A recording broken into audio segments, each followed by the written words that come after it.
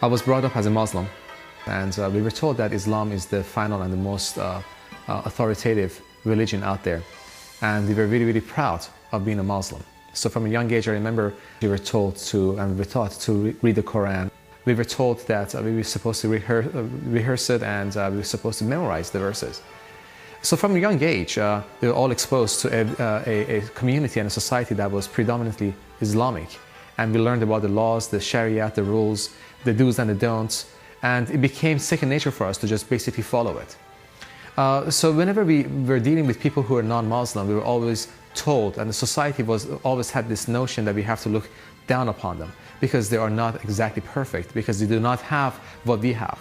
And of course, as a good Muslim, we're supposed to basically tell them that they should convert from their belief into Islam and come into the brotherhood of Islam. But again, that was what we were brought up with, that it is the final authority. Allah was a very vengeful God, that we all had to fear Allah. And if we did not obey Allah and Allah's many rules, then we were surely to be struck down either by men or by God Himself. And we always had the fear of afterlife, that if we did not obey Allah and Allah's rules and the Prophet's rules, then for sure we'll end up in hell. I remember my early teen years, I was introduced to different cultures because of traveling. And we came across different religions, predominantly Christians, and also Jews. And I started being curious because I was always told that they're forbidden. It's like the forbidden apple, the forbidden fruit of a tree that you're not supposed to touch. And that's a major sin. But I was very, very much encouraged in a way, like deep inside there was a voice. There was a notion that told me that there is something that is special about these people that is contradictory to the belief that I had and I was taught to have. These people were curiously loving. And it was really amazing because a true Christian, somebody who truly believed in their faith, they were practically blameless. And their God was blameless. And their belief was blameless. That was interesting to me. There was something about this Jesus that made me very curious. He talked about love. And he said, if somebody does you wrong, love them. Now that is totally in contradiction to what I was told and to the religion that I was brought up with and I believed in with every fiber of my being. Because what I was told is if somebody is not of your nature, of your mind, of your belief, then they're infidels. But here comes Christ and says, you know what, you have to love your enemies. And that is a message that was just such a warm message to my heart that I wanted to embrace it, but I had the fear.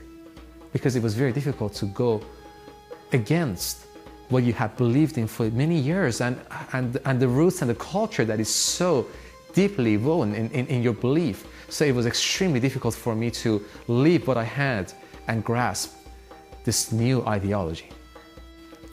One night my mother had a dream, and the dream was about Christ. Now, mind you, let me take you back, that the marriage that my parents had was not a good marriage.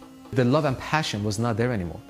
So there was a constant struggle between my mom and dad, and that was something that I remember we used to run away from. So years after, my mom had a dream, and the dream was about Christ calling her to come to her. Now, my mom had never ever gone to a church. It was just amazing. So without getting involved in her dream, my mom gave her heart to Christ. And in a matter of a few weeks, we started seeing a fundamental change in my mom, in her actions, in the way she would retaliate towards my father. Before then, she would retaliate with harshness, with unforgiveness.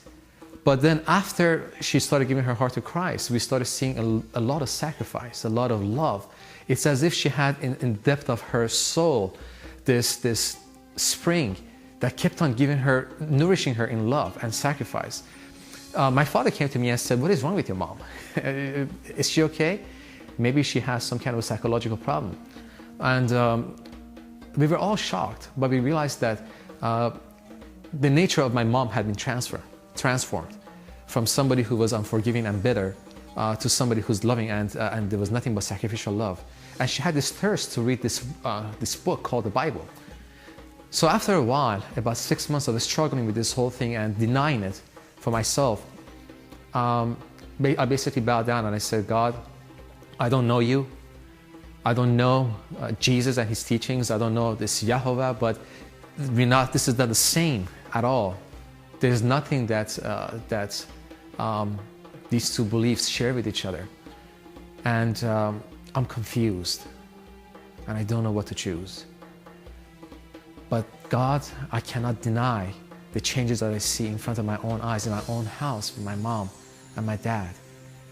Although I'm afraid, I'm very afraid to grasp you, Jesus, but I want the same thing that my mom has. And if it's Jesus, then I want it. And from that moment on, my life started changing. It was that simple. There was a lot of fear. Fear of not being accepted, fear of going against the norm, the standard. But when you actually see your own household changes, things, you just cannot deny it with your own mom, with your own parents. It's not somebody else from outside coming and trying to brainwash you. It's not somebody trying to evangelize you and force you to accept their religion and their belief. It's a genuine thing. It's for real in your own household, and there's no way to deny it. That's something that I wanted, and that's something that changed my family and my life. But what do I mean when I say change my life? Although I was a Muslim and I knew better what the laws are, but just like many other Muslims, I did not follow it. I only applied it to me when it served my purpose. What do I mean? I don't mean with any disrespect to any other Muslim, but at least for me, I know that I used to do my clubbing as a young man. I used to be involved in a relationship, have a girlfriend. I used to drink alcohol. And these are all things that although Islam says is a no-no, but majority of the Muslims don't even follow that. I know many Muslims from many different cultures that had girlfriends and drank together and went clubbing. But at the same time, when it was time to fast, they will also fast. So it seemed to be a convenient thing for us to just go into whenever we wanted to. So I was not involved in anything bad, really. Thank God I was never involved in any drugs or anything like that. But I knew that certain fundamental things in my life started changing, such as the view that I had about women, that they were not just an object anymore, that I had to wait and I had to save myself for the one that God had for me. So I immediately changed my lifestyle. I stopped going clubbing. I stopped hanging out with my friends. I decided to basically cleanse my life and not to contradict myself. I just did not want to live a certain lifestyle, and then whenever it was convenient for me, tap into my religious cloak and say, "No, I'm a religious man." I needed to be genuine. And I remember reading the Bible, and Jesus talked about the Pharisees and said, these guys are religious people who are so pretentious. They pretend to be something else, but there's something else in nature. And I realized that religion altogether makes us be pretentious people. It serves our purpose. But what Jesus was talking about was not being pretentious, was being genuine. So it changed my lifestyle. My values changed. I stopped those relationships. I stopped even lying, because we know that sometimes even small white lies, we call them, could help. Even the small little things I decided to put aside. And those are the things that slowly but surely started giving me a new identity, a new meaning, a new goal. It fulfilled me. When we talk about understanding different religions other than Islam, it becomes a very difficult choice for many Muslims. So a message that I have for my beloved Muslim friends and family and those who are watching this program is this, that when we hear about different religions, especially Christianity, all of a sudden the walls of doubt go up. We need to differentiate and see, are we afraid of the notion of Christianity because we were told to be afraid? Or are we afraid because we truly don't understand it. I just would like to encourage them to pick up the Bible and read it. Be objective. By reading it, see if it's something that you truly understand, and if it's not something that you don't believe in, then that is fine. At least you have made an educated decision. But for us to make a decision based on what we were told, or based on fear, or based on the standards that was forced upon us, it allows us to not be free people. And it allows us to be in bondage of our own thoughts and ideology. And when we are in bondage and prisoners to our own thoughts, then at that time we become prisoners to other cultures and other people, and we never see ourselves as free people.